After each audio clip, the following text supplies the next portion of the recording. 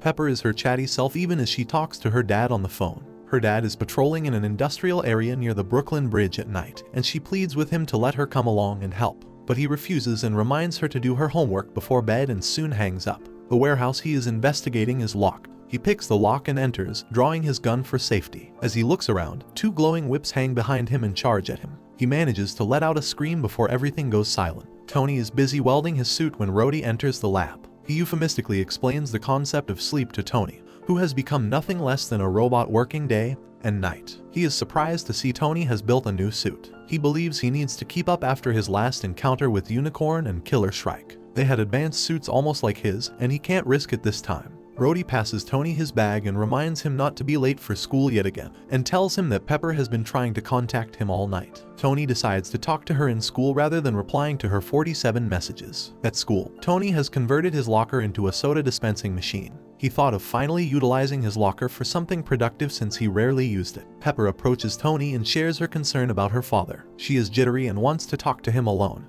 but Tony dismisses her and goes to meet Jean. Soon the class starts. Tony is, as usual, bored and scribbles the design of the Iron Man suit on a piece of paper. He hears something the professor says and is about to correct him, but Rhodey pulls his hand down and warns him not to say anything, as it always ends up with another difficult assignment for the rest. Happy even shows him a fist to let him know what awaits him if he says anything. Tony complies. Just then, an older man enters the classroom to speak with Pepper. Once outside, he tells him about her father's accident. Out of curiosity, Tony walks to the door in the garb of throwing the paper he was drawing on into the dustbin and sees Pepper's expression change as the man tells her something. Pepper is then escorted to the hospital by two armed men. She reaches a room where her dad lies heavily bandaged and still unconscious. The doctor arrives and tells Pepper that her dad will recover. He is on medication which might take days to wear off, but the injuries he sustained are unusual, and he asks Pepper if her dad worked with power lines. Before their conversation can continue, the doctor gets a page, and he excuses himself. Pepper is alone in the room when suddenly, her father wakes up with a gasp.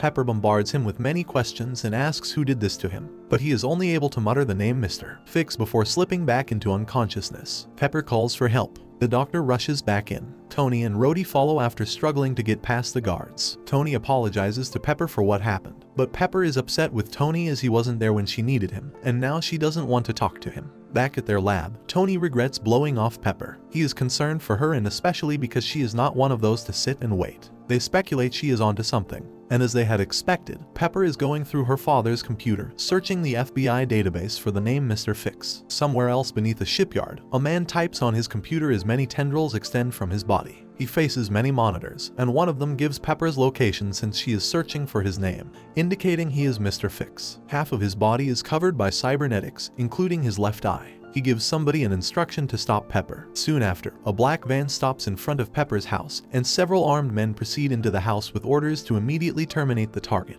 They burst open the door of the room, only to find Pepper gone. They search the entire house, unbeknownst to them that Pepper has already escaped into the dark alley. As she runs, she calls Rhodey. Mr. Fix sees Pepper run out of the house and decides to trace her cell phone for her location. Meanwhile, Tony decides to investigate the location where Pepper's dad was found. He is in his Iron Man suit when Rhodey tells him Pepper is calling. He suggests Tony take it. As soon as he picks up, Pepper fills them in with the information she has gathered. Her dad was investigating a guy named Mr. Fix, an inventor. He is a high-tech arms supplier to people like Magia. She had just typed his name on the FBI mainframe, and she had black ops chasing her with guns. She lets out a yelp when suddenly, the van pulls up in front of her. She runs in the opposite direction. Tony sends Rhodey Pepper's location, and with the new satellite imaging he borrowed from NASA, Rhodey is able to guide Pepper to an abandoned building. Mr. Fix realizes Pepper is receiving help from someone, but when he tries to track the cell phone of the person Pepper is talking to, the computer throws an error of an unknown firewall. A mysterious man clad in a suit walks behind Mr. Fix. He is impressed by the advanced technology and wishes to meet the owner of the cell phone. The men have not lost Pepper's trail as they attack her as soon as she comes out of the other side of the building, but Iron Man comes in time to save her. He instructs her to go to Rhodey's place and fights off the armed men. He is able to subdue the men, but his armor lets out a communication compromise warning. Rhodey tells Tony their system is being hacked. Tony asks Rhodey to shut the system down. The last thing Mr. Fix hears Pepper say is she is going to Rhodey's house before he loses connection with their system. He quickly scans through the Tomorrow Academy's database and finds James Rhodes, aka Rhodey, and his address. They decide to pay his house a visit. Pepper is still being chased, but Iron Man saves her by lifting her up and flying high into the sky. Pepper tricks Tony into letting her in on his secret that he is Iron Man. She is exhilarated by the revelation, and Tony jokes about erasing her memory once they get to Rhodey's house. It is already morning when Pepper reaches Rhodey's house, but as she enters, she finds Rhodey held captive by the mysterious man who was seen with Mr. Fix. Pepper mistakes him for Mr. Fix, but the man says he's not. He says Mr. Fix built his robotic arms, and now he's paying off his debt. With that, he is ready to attack, but Pepper's phone beeps, which distracts him. Pepper very nonchalantly picks up the call. It is Tony who asks them to duck. He barges in from the door and takes the mysterious man down. Now outside, Iron Man mocks him, but the man entangles Iron Man in his whips and hurls him onto the ground, making Tony pass out as the suit powers down. He introduces himself as Whiplash and turns his attention to Pepper and Rhodey, who have followed them outside. Whiplash goes after the two. Tony soon gains consciousness, and he opens his mask, gasping for air. Pepper and Rhodey hide in an old building nearby. Whiplash taunts Pepper, who hides behind a large vat. Rhodey throws an old monitor at Whiplash to make room for Pepper to run, but that doesn't stop Whiplash. He gets hold of Rhodey's legs and hangs him upside down. But before he could do anything, he gets an order to go after Pepper, who escaped the building. Whiplash lets go of Rhodey and goes after Pepper. Pepper finds Iron Man lying on the ground. She pleads for him to wake up but gets surprised to see the suit is empty. Whiplash catches up with her and attacks, but Tony comes in the nick of time wearing the upgraded Iron Man suit he had been working on. He withholds Whiplash's whips, and a fight ensues between the two. For a moment, Whiplash seems to have the upper hand in the fight as Iron Man's suit power goes critical. In one last attempt to subdue him, Iron Man fires his unibeam, making Whiplash catapult into an electric generator, which electrocutes Whiplash. It soon explodes, eliminating Whiplash in an instant. Sometime later, Pepper's dad wakes up. Tony and Rhodey are at Rhodey's house. They talk about Mr. Fix, whose trail went cold, and they can relax now. But Tony is far from loosening up. He is sure Mr. Fix will come after Iron Man, and this time with a more advanced version of the previous one. He feels he needs to be ready for that. Pepper intervenes and says they all need to be ready. The two boys had not noticed her standing at the door. She invites herself in and shows her displeasure for keeping her in the dark for so long. Tony says he tried to tell her, but she wouldn't let anybody talk over her. Surprised, she looks at Rhodey, who seems to agree with Tony, making her realize that she probably talks too much. Somewhere near the sun, Ivan looks at the hologram of his wife and child while inside a uniquely designed armor. He talks to Anton over the radio, who encourages him to concentrate on building the armor. The armor is called Crimson Dynamo. He reaches out to the main ship Prometheus 1 and informs them that he is venturing closer to the sun. Anton tries to dissuade him, but Ivan argues that it is 1,000,000 degrees outside, but inside, he hasn't broken a sweat. Suddenly, a warning blares in the ship. Radiation buildup is detected on the solar surface. Anton cannot understand how this could happen as they had mapped the entire region. He orders Ivan to get back on the ship immediately as a solar flare has been detected right beneath him. But it is too late for Ivan to turn back now. The flare builds, leading to system failure, leaving oxygen levels as low as 20%. Anton helplessly watches as Crimson Dynamo gets engulfed by the solar flare, with Ivan inside knocked unconscious. Back on Earth, Rhodey and Pepper are upset with Tony for not showing up to help them finish their school science project. The due date is the next day, and they think Tony is not serious about it as he hasn't been particularly keen on attending school. Tony listens to them patiently while trying to stop a crane from falling over the traffic underneath. The part of the crane he is holding breaks off, and gravity takes it from there, making it hard for Tony to pull it against it. Finally, he blasts his jet boots to the maximum and is able to stop the large metal piece from falling.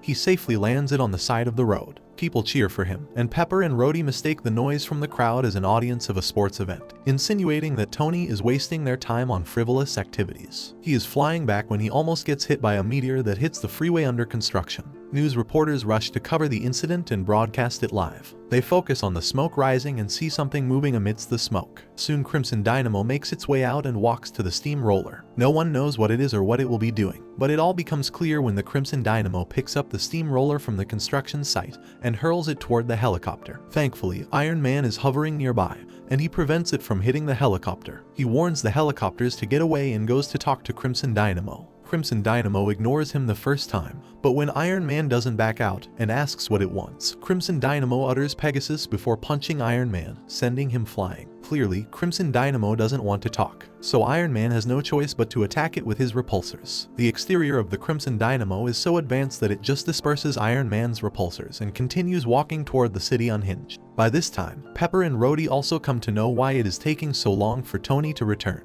physical attacks have no effect on Crimson Dynamo, and it just stomps over Iron Man before resuming walking toward the city. Rhodey and Pepper make their way to the lab and contact Tony. After calling out to him several times, Tony finally replies with an O. They apologize for yelling at him earlier for a science project when he was busy fighting a robot. Tony is irked because of their bickering, and things seem a little chaotic. He focuses on a symbol at the back of Crimson Dynamo and asks them to find information about it. Till then, he proposes he'll stop the robot. Rhodey doesn't want Tony to face the robot alone and asks him to wait for the military and the police, but antithesis to it, Pepper encourages Tony to keep fighting as he is the hero. Somewhere else, Anton witnesses what is happening on the screen and is baffled to see Crimson Dynamo back. He still can't believe it, because he saw Crimson Dynamo getting pulled into the solar flare. The police have barricaded the freeway to prevent the robot from entering the city while the evacuation process has started. The reporters don't look so hopeful until they see Iron Man back in action. Iron Man charges towards the Crimson Dynamo with all his might and kicks it hard, sending it crashing through the wall. But that doesn't even put a scratch on its surface. Rhodes suggests he needs to think it through and not blatantly charge at it. Meanwhile, Pepper has found some information on Pegasus. They come to know that the suit is designed by a Russian cosmonaut Ivan Vanko, but he passed away in an accident 2 years ago, referring to the space accident. The trio is bewildered by the revelation. Tony wonders if he is up against a ghost. Crimson Dynamo takes a distracted Iron Man by surprise when he smacks Iron Man with a huge tanker, flinging him onto the ground and then throwing the tanker at him. This must have hurt, but it doesn't stop there. Iron Man is pinned under the tanker, and the fuel starts leaking from it onto the road. Crimson Dynamo approaches him with a torch from its wrists and blows up the tanker. An explosion occurs, and Crimson Dynamo walks out of the explosion unscathed. Soon after, Iron Man escapes the fire and makes his way into the sky, putting out the fire caught on his suit. Tony finally understands he needs to come up with a thought-out plan. Rhodey agrees and turns his attention to Pepper, asking if she found something else on Pegasus. Pepper is shell-shocked and doesn't answer until Rhodey calls her multiple times. She wipes a tear after Rhodey assures her Tony is okay. She then shares that she has found an address and believes Crimson Dynamo might be heading to that address. Iron Man reaches the building where Anton is standing outside.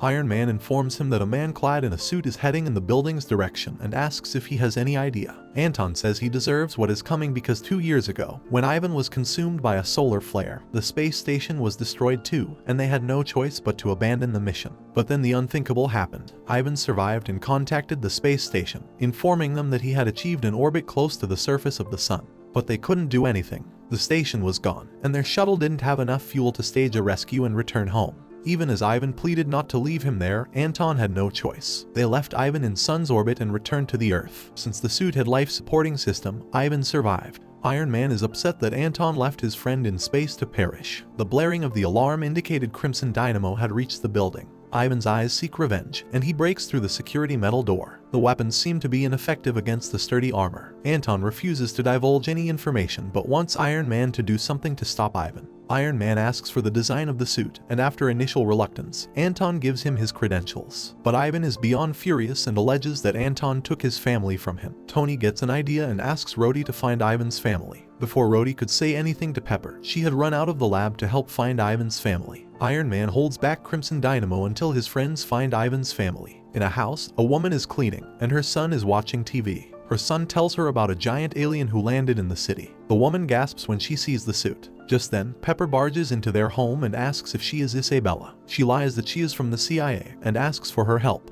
Iron Man tries his best to stop Crimson Dynamo, but the suit is too strong to be breached. He knocks Iron Man out and breaks the wall to enter the building. He reaches Anton and intimidates him. Anton whimpers and pleads with Ivan to forgive him, but Ivan seeks revenge, and he is in no mood to hear Anton. Iron Man intervenes before Ivan can do any harm. He physically tackles Crimson Dynamo, leading to the depletion of Iron Man's power. Rhodey screams for Tony to stop, or his heart will give out. Tony keeps pushing until Ivan stops as he hears Isabella's voice. The sight of his wife and son is enough to calm Ivan down. Pepper was able to bring them to the facility before any more damage could be done. Ivan is then taken to the hospital, and the Crimson Dynamo suit is airlifted. Tony feels bad for Ivan, as he can't imagine being alone in space for 2 years. Rhodey and Tony are grateful to Pepper for her timely help. Now Tony can return to them, and they can complete their much-awaited science project. But before he can even return, Tony falls asleep, and the armor goes into autopilot mode. It heads back, flying over the city while Tony sleeps in it.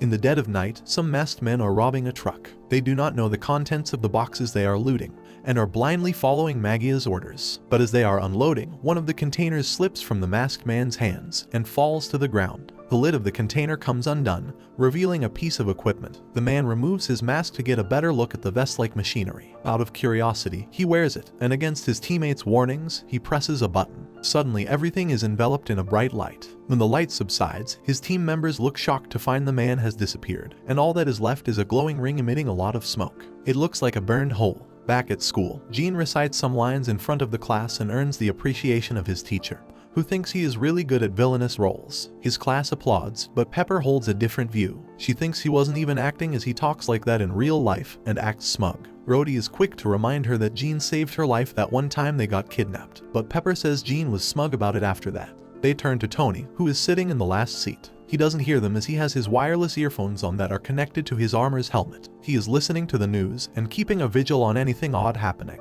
His friends let him be and concentrate on the teacher announcing the midterm assignment, where students will be paired to perform scenes from classic plays. She asserts the students take it seriously as it will account for 1/3 of their grades. The teacher spots Tony not concentrating and moves closer to his seat. Rhodey tries to warn Tony, but Tony can't hear anything over his earphones. The shrilling voice of his teacher brings Tony back to the class, and she pairs him with Pepper for the assignment. Pepper is not at all thrilled. Before the teacher reaches the podium to speak again, she finds Tony gone from the class. Tony has already jumped to action as Iron Man upon hearing an incident. Rhodey calls him and tries to put some sense into his brain, but Tony is too occupied after the recent incidents. He feels the school is holding him back and decides to give it up so he can take the role of Iron Man full-time. He soon lands in front of a bank where a police car burns. The officers have their weapons ready. One of the officers fills Iron Man in on what is happening. There is a man in a suit who keeps disappearing and appearing. The man has burned a hole through the vault door without anyone noticing. Out of nowhere, a man in a glowing suit suddenly appears in front of them. He warns Iron Man to run away. Iron Man asks him about the leaking energy from the suit and tries to persuade him to surrender. But the man, in a flash, takes down the two officers. He then stands in front of Iron Man and boasts about being a living laser. But before he can do any more harm, Iron Man shoots him with his unibeam, knocking the robber down. The energy shield around him vanishes, and Iron Man takes off the vest that made him a living laser. He assesses the vest, and is startled to find that the vest is a product of Stark International. He retrieves it, and flies before the backup arrives. The man behind the suit turned out to be the same robber named Parks, who tried the vest earlier and had vanished. Tony reaches his lab, and tries to hack into Stark International's database to get the information on the laser teleportation device prototype he retrieved earlier. The prototype is designed to convert matter to energy and back. Tony's dad made it and had kept it in a vault, because the invention had flaws that made it unstable. He suspects that only Stane could have gotten access to the vault. Tony decides to visit Stark International. As he's talking about it with Pepper, Rhodey comes in with a solemn expression and tells Tony that the school called his mom at work, and she wants to see Tony. Mrs. Roberta Rhodes is waiting for Tony when he arrives. But before she can say anything, Tony says he can't keep up with the school, even if that was what his dad wanted. He is worried about the company his dad built, and now Stane is destroying it. He has to focus on the company. Mrs. Rhodes interrupts Tony and says he needs to hear something, and with that, she places a device on the floor. The device projects a hologram of his dad. Tony is both surprised and confused to see his dad's hologram. Mrs. Rhodes explains that she was not just his dad's friend, but also his lawyer and the executor of his will. She tried to help Tony get back on track after his father passed away, but things can't keep going as they are. She tells him this is his father's will and presses the button on the remote. Tony's father starts speaking. He acknowledges that he might have gone if he was seeing the message. He wants Tony to live with Roberta and David, Rhodey's parents, and go to school with Rhodey at Tomorrow Academy. He emphasizes that too much money and power can corrupt anybody, and Tony is no exception. To ensure Tony doesn't go down that path, and he understands that the company is more than just science and tech, he has to have a normal life. He wants Tony to learn to balance between the two. He then addresses Roberta and says if Tony is struggling and can't maintain an acceptable grade point average, then the control of Stark International should be handed over to the company board. Roberta then turns to Tony and, in a very sympathetic tone, makes him understand that he has to keep up with school as everything he cares about depends on it. That night, Parks is yelling for help in the prison because his body burns. Suddenly, his whole body gets covered in light, and a bright laser light gets shot into the sky from his prison room window. Tony returns to his lab and shares his frustration with Rhodey and Pepper. He is deeply saddened by the fact that his father's creations were out on the street and were being used to hurt others. He believes he is the only one who can save lives from evil. Things take a turn for the worse, and Tony has a meltdown. He ends up shouting at Rhodey and Pepper when they try to talk to him. They leave as Tony yells at them to get out. Parks has escaped the prison, and now he stands on a building laughing maniacally as his body is covered in energy. The next day, Rhodey and Pepper are concerned for Tony. He had left early that morning. Pepper is worried Tony may have run away. Tony suddenly appears and says he is not going to run away. He has realized he has to do as his dad wished for him in order to keep the company. From that day forward, Tony starts making efforts in class and prepares for the play he has to present with Pepper. One night, Rhodey and Tony are walking back home after practice when they see many police cars rushing somewhere. Speculating something big might have happened, they chase the cars but don't have to go too far as they see Park's face on one of the big building screens calling out to Iron Man. He says he wants Iron Man there or he'll turn the entire city to ash. Current can be seen running through the walls of the building. Just then, he comes out of the screen.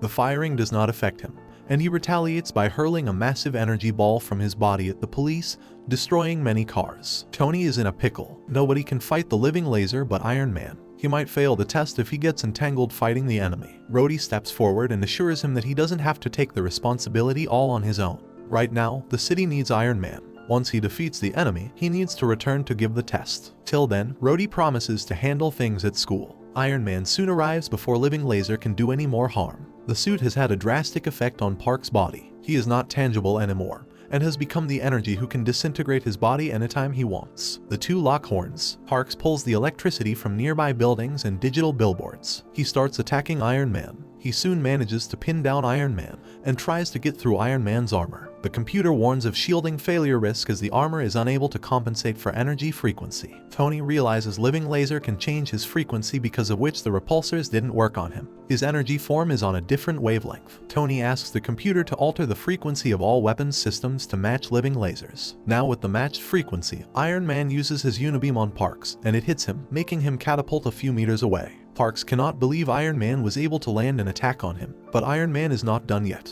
He fires his unibeam at him one more time, and Living Laser disintegrates into thin air. Iron Man finally tries to catch his breath, but remembers his test. Tony reaches the theater in the nick of time to perform with Pepper, but doesn't remember his lines. So he puts his earphones to use and recites the lines flawlessly as Rhodey reads out the lines to him while sitting backstage. Stane stares out the window from the Stark International Tower. He wants to make sure the building is secure. Unbeknownst to him, Iron Man stands right before him outside the window, but he uses an energy shield that makes him invisible to the human eye. Stane has made sure that every corner of the building is secure. Iron Man uses his invisible armor to get in, and Rhodey helps him by hacking into the cameras and keeping a vigil for him. Iron Man reaches the vault and is shocked to find all his dad's inventions gone. Suddenly, the computer gives him a system failure warning, and all its functions start shutting down. Iron Man falls to the ground. Rhodey panics and calls out to Tony. A few seconds later, Tony replies. He is out of his armor as it has completely shut down because the power cells are empty. Or the more reason for Rhodey to panic. The armor is heavy and can't be carried.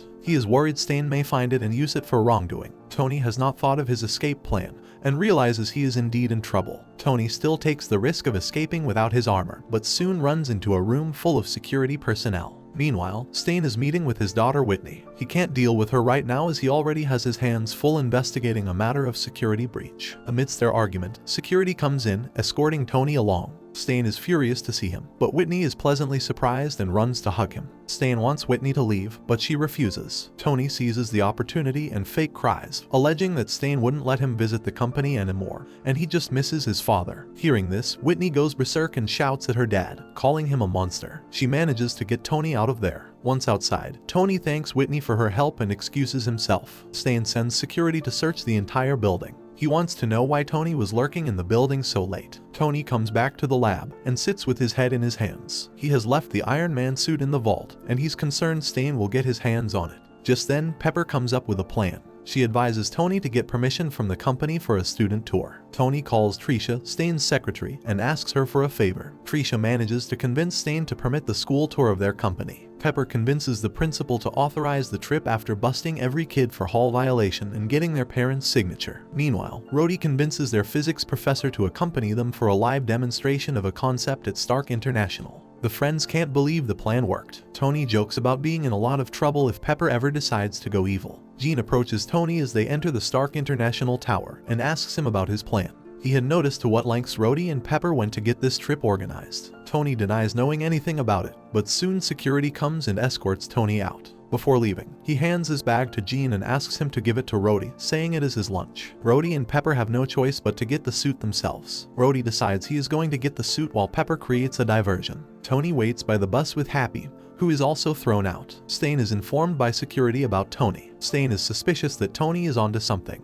and orders them to finish checking the building soon. While he talks, Whitney hears the conversation as she refuses to leave him alone in the garb of spending more father-daughter time. Waiting is getting on Tony's nerves, so he turns towards Happy and asks for his help to get inside the building. Happy agrees on one condition: Tony has to do his science homework for an entire month. As soon as Tony says yes, Happy throws the ball at the security guard standing there to keep an eye on the two. Happy sneaks the security pass and hands it to Tony while apologizing to the guard. Minutes after Tony makes his way in, Stane comes to know about Tony infiltrating the building. He sends the guards to find him. Tony and Rhodey bump into each other outside the vault, but once they open it, the alarm starts blaring in the entire building. Before the vigilance team sees them, Pepper manages to distract them by acting like she is panicking and having a meltdown. Tony and Rhodey manage to get inside before drones can attack them, and Tony destroys the control panel from inside, so they are locked. But the drones start cutting the door open. Tony rushes to the armor and starts changing the batteries. Stane reaches the vigilance room with his daughter and finds Pepper sitting there with her hands tied after her hysterical display. Security informs Stane that drones are trying to get into the empty vault. Stane suspects Tony is inside the vault and wants to see the visuals of the vault, but before it can be displayed, Whitney pulls the lever, turning off the security cameras altogether. She then shouts in frustration for being ignored by her dad. The drones soon make their way into the vault and are about to attack Rhodey, but Tony manages to get into the suit and destroy the drones. Some more drones follow them. Iron Man lifts Rhodey, and they take off while avoiding being hit by the laser from the drone. Stane is getting impatient because they lost the visuals. He kicks Pepper and Whitney out of the room and waits for the system to reboot before the visuals can be accessed again. Iron Man drops Rhodey to join others and makes his way out of the building. Finally, the visuals are back, and Stane is furious to see his drones destroyed. He calls security to find Tony while he goes out with his men to check the school bus. But to his shock, he finds Tony sitting with Happy on the bus. Happy says Tony has been helping him with his homework the entire morning. Stane is not buying this and warns he'll find evidence that Tony was inside the building. Just then, the head of security leans in and tells Stane in a hushed voice that they lost all the footage because of the reboot. Stane walks away, unhappy. Pepper and Rhodey are thankful to Jean, Happy, and Whitney, who inadvertently helped them. Rhodey is curious to know where Tony hid the armor. Tony gives out a nervous chuckle as the bus leaves with the armor on its roof. Tony has activated its invisible shield so nobody can see it. Howard Stark climbs down to the ruins of an ancient monument. He approaches the podium that adorns a green light. Amidst the green light floats a ring with engraved green gemstone. It was only a rumor, but the finding proved it was real. McLuhan rings are real. Howard scripts all his findings in a journal. He plans to take the ring back with him to Stark International to run an analysis of it. While working on his armor, Tony shares his dad's last entry in his diary with Jean. He doesn't know what or where the rings are, but he is willing to show him his dad's journal to see if he can find something in there. Ominous music plays as Jean says he'll be happy to help. He then holds the ring Tony was talking about high in the air, revealing he is in possession of the ring. The next day at school, Tony shows the diary to Jean. Pepper is, as usual, irked by him, and Rhodey too, doesn't trust him, but he is discreet about it. Jean is bemused by half-thoughts, riddles, and bizarre entries in the journal, which was the product of Howard's genius. Tony couldn't understand it, so he thought of taking Jean's help. Jean asks how Howard found the ring. Tony tells him it was a fortuitous event. Stark International was building a facility in Jersey when they stumbled upon an old temple under the site. But while returning, their plane crashed, and the ring went missing. Jean assures him he'll look into the notes. Later in the lab, Rhodey also shares his concern with Tony. He doesn't fully trust Jean as they don't know much about him. He also feels the rings are dangerous after their encounter with Mandarin. However, Tony is not so worried. This time he is going to prepare. He then presses a button on his backpack, and the Iron Man armor activates, and soon Tony's body is enveloped with the Iron Man suit, making Pepper spit out her drink. The backpack has anti-gravity tech, making it easy for Tony to carry billion-pound armor anywhere he goes. At Mandarin's hideout, he yells at his men and orders them to analyze every single detail in the diary for any information they can get on the rings. He then goes back to his room, where he treads the rings to tie them around his neck for safekeeping. The next day Tony, Rhodey, Pepper, and Jean make their way to the ruins of the Chinese temple. Unlike what they were expecting, Stane had abandoned the site. They climb down to get to the entrance of the temple. The rings start to glow and vibrate in the vicinity. Jean steps on a tile which opens a secret passage. Pepper gets spooked, but Tony calms her down, saying something triggered the mechanized door. They walk inside and find many samurai armors on the sides, with a giant samurai armor in the middle. There is a tile with a Chinese engraving in front of the giant armor, along with many things. Jean translates it and tells the others it is the Chinese word for wisdom. Tony tries to connect what his dad wrote in the diary about tests. He wonders if the things in front of them are a test and if they have to choose one thing to get to the ring. Jean is a little too impatient as he has an ulterior motive. He picks up the book as wisdom correlates with the book. Tony and Rhodey try to stop him, but it is too late. As soon as he reads the word begin written in the book, the whole place starts rumbling. Suddenly the floor cracks open, and Tony pushes Jean to save him from falling inside the giant void created. But in the process, he disappears into the void. The floor doesn't stop cracking and, after a few seconds, devours Pepper, Rhodey, and Jean. Tony and Pepper fall into another chamber. But Rhodey and Jean never reach there. Instead, they fall into a different section of the temple. They find a huge monolith tablet inscribed with the history of Makluan rings and their master, the first Mandarin. Suddenly many patterned glowing rings appear, and the inscriptions start to glow. The rings also glow and vibrate from underneath Jean's shirt, which Rhodey notices. Tony suggests that he put on his Iron Man armor and fly Pepper out from there. Pepper is concerned that Jean might see him, but then she changes her mind and asks him to put on the armor as a giant stone samurai suddenly gets up and is ready to strike at them. Jean reads the history inscribed. There was a man called Khan who found the rings of power and became the Mandarin. He conquered all he saw and grew his dynasty. He wanted a worthy heir to pass down the rings to, but none of his children were worthy. So he scattered the rings to the four corners of the globe and designed tests to measure the worthiness of those who would seek them. Only the worthy who will pass the test and have a pure heart will be worthy of the rings, and the powers of the rings will come back. Jean is determined to find the rings, but Rhodey just wants to find Tony and Pepper and get out of there. But they soon find themselves surrounded by the lithic samurais inching their way toward the two.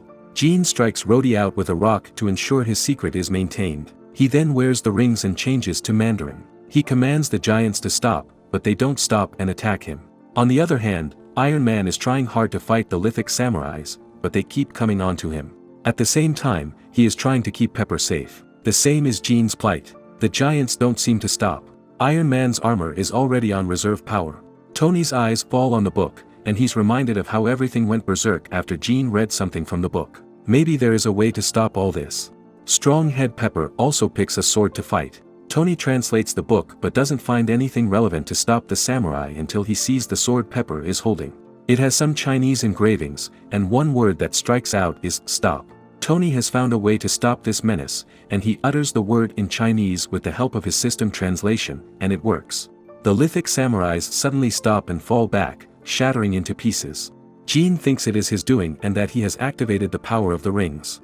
Tony uses his suit to get Pepper and himself out. Suddenly the temple starts trembling and crumbling under their feet. The two friends shout for Rhodey and soon see Jean emerge with Rhodey. They are glad everybody is safe. Tony tells them how they found the solution to the test.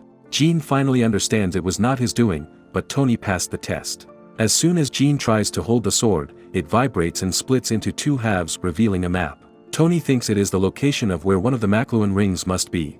Jean warns them of another test they might have to face as it was written on the stone tablet along with the history of the rings. After going through that day's ordeal, Rhodey is confident that there is nothing they can't handle together.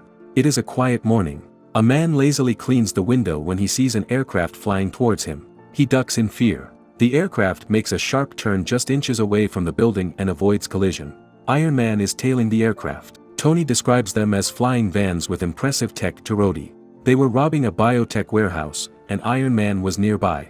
So, now he's chasing them. But Rhodey doesn't understand the description Tony gives of these masked men. They are dressed in beekeepers' dresses and have laser guns. Iron Man chases them, but they fire a bomb of magnetic nanoparticles, which makes it hard for Iron Man to see anything. He manages to get rid of them and continues chasing them. This time they hit Iron Man with something that makes his armor immune to gravity, because of which he leaves the Earth's atmosphere. He soon loses contact with Rhodey, and his system malfunctions. Now, gravity takes charge and pulls Iron Man toward the surface. Iron Man starts falling with such great speed that his armor catches fire. Since the armor got switched off, it starts rebooting and miraculously reboots before Iron Man crashes on the ground. He uses his jet boots to lower the impact, but it doesn't slow him much, so he has to use his repulsor beam along with them. Even then, he crashes hard into the ground, creating a large cloud of dust. The next day at school, Tony is talking to Rhodey about the high-end technology the enemy was using in his recent face-off with them. Rhodey is distracted as that day is the job fair. Pepper joins them as she chirps about her favorite company at the fair. Just then the principal approaches them and asks Tony to show a new kid around as she has requested for Tony. Tony looks at the new student and is surprised to see it is Whitney. Her presence chagrins Pepper. Tony is surprised and asks Whitney what she is doing there. Whitney says she wants to stay closer to Tony because he and his dad were always so nice to her, unlike her dad. She asks the same question to Tony because she feels Tony doesn't belong there. A man hears their conversation. He intervenes, saying he seconds Whitney. He introduces himself as Basil Sandhurst. He offers a job to Tony at Advanced Idea Mechanics or AIM. They are a scientific think tank and have had their eyes on Tony for some time. They know even though Howard was a genius, Tony was the brains behind a large part of Stark International's work. Basil tries to persuade Tony to think that he doesn't belong in high school as there is no challenge for him. He'll stagnate in such an environment. But AIM will provide him with staff, labs, resources, funding, and anything he wants. Tony is more curious to know what AIM is working for. Basil shows Tony an interface and tells him that they are working to be able to make a human nervous system controlled machine. He then hands Tony a suitcase with controller discs inside. He adds that if Tony can make them work, he can change the world with this, leaving him some time to think about the offer. After a long time, Tony felt good to be treated the way his dad treated him. That night he contemplates the offer, and having made up his mind, he calls Basil to let him know that he is in. The entire night he reverse engineers everything except some components. The next morning he makes Pepper and Rhodey wear the bands to see if they can do things with their thoughts, but it doesn't work. Tony decides to use the school library to get more information. At school, Tony is worried Whitney might pop up from somewhere. Lately, she has been following him like a shadow. But to his chagrin, Whitney appears from the library and drags Tony with her. At AIM, Basil is getting reprimanded by a hologram of a man in a suit for giving a vital technology, such as the controller disc, to a child. The man shows his displeasure by ordering the controller project to be shut down. After he disappears, one of Basil's men informs him they are getting a signal from the disc. Basil informs him to continue the project, but unbeknownst to him, he is being watched by someone wearing a specialized suit. Meanwhile, Tony has included Jean and Happy in his experiment. They all sit at the table with their head braces trying to control the lights. Whitney soon joins them but refuses to wear the brace. Just as Basil gives the order to continue, the man appears in person. He is called Sandhurst, and he is the Supreme.